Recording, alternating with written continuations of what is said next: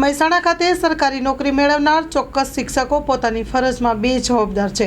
સરકારી નોકરી મેળવવા પૂરતી જ અને ત્યારબાદ પગાર પૂરતી જ કામગીરી કરતા શિક્ષકો ભારતનું ભાવિ એવા બાળકોને શું શિક્ષણ આપતા હશે એવા સવાલ ઊભા થાય છે। સ્ટોરી રિપોર્ટ બાય મયુર પંડ્યા, મહેસાણા। આપણે ત્યાં લગભગ 10 શિક્ષકો એવા છે કે જે લગભગ એકાદ વર્ષ કે તેનાથી વધારે ગેરહાજર હોય એવા, એમાંથી 5 શિક્ષકો વિદેશ ગયેલા છે અને એ 5 શિક્ષકોને આપણે કારણદર્શક નોટિસો પણ આપેલી છે, એમના ખુલાસા પણ માંગવામાં આવેલા છે।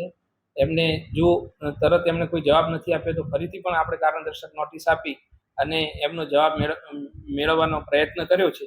એમના ખુલાસાઓ મળેથી એ ખુલાસાઓને ગ્રાહ્ય રાખવા કે કેમ એ નક્કી કરી અને ત્વરાથી કામગીરી કરવામાં આવશે અને એ શિક્ષકો જેમ બને તેમ ઝડપી હાજર થઈ જાય તેવી કાર્યવાહી આપણે કરીશું। ના, કોઈ એવા શિક્ષકો આપણે ત્યાં એવા નથી કે જે એમની જગ્યાએ રાખવામાં આવ્યા।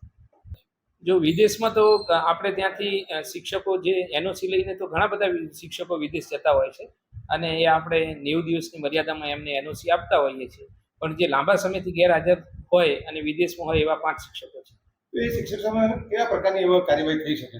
એમને કારણદર્શક નોટિસ આપી છે, કારણદર્શક નોટિસનો આપણે ખુલાસો માગશું અને અગાઉ પણ એમને કારણદર્શક નોટિસો આપેલી છે, એમના ખુલાસાના આધારે આપણે આગળની કાર્યવાહી કરીશું। ખુલાસો કરવામાં નહીં આવે તો કેવા પ્રકારના પગલાં લઈ શકાય? તો એ નિયમ અનુસાર આપણે કાર્યવાહી કરીશું।